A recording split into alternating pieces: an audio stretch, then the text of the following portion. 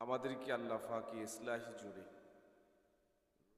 কিছু চিকিৎসা নেওয়ার জন্য আল্লাহ আমাদেরকে এত দূর আসার বসার কিছু কথা বলার শোনার তৌফিক দান করেছেন। শুকরিয়া আদায় করি আলহামদুলিল্লাহ। আল্লাহ পাক রব্বুল আলামিন আমাদেরকে আনছেন একটা মাকসাদ নিয়ে আসা। বয়ান সব জায়গায় হয়, সবখানেই হয়।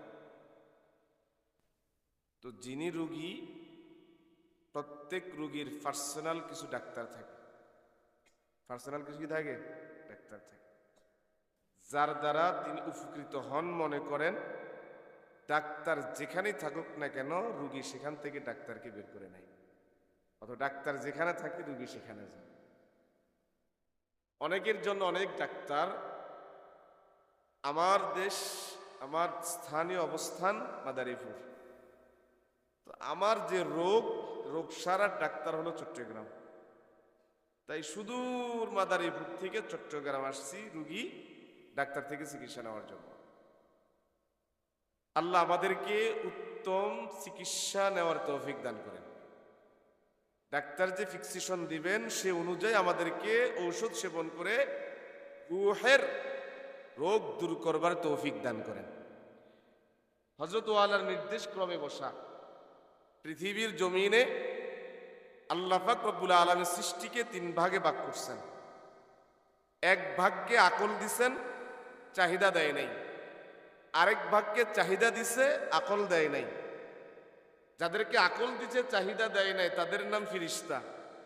যাদেরকে চাহিদা দিছে, আকল দেয় নাই, তাদের নাম পশু।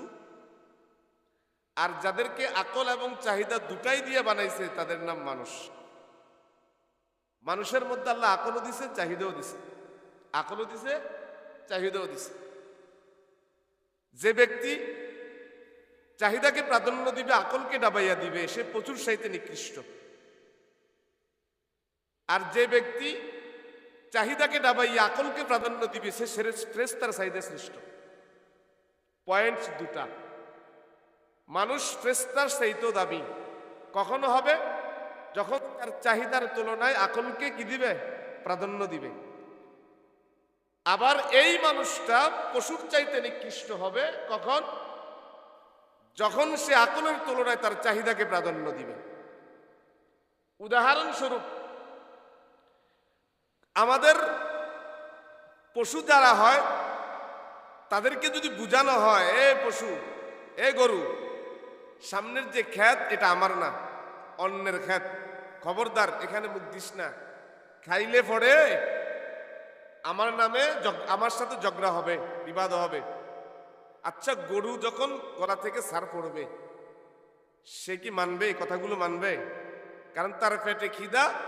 কার ক্ষেত, বৈধ কোনটা, অবৈধ কোনটা, ন্যায় কোন, অন্যায় কোনটা, নিজেরটা কোনটা, পরেরটা কোনটা, মালিকের কোনটা, অপরের কোনটা, এটা কি সে বুঝবে?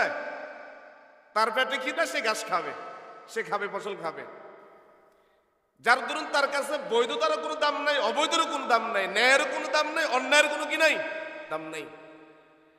আর মানুষ, তাকে বলা হবে এটা হালাল, এটা হারাম, এটা বৈধ, এটা অবৈধ।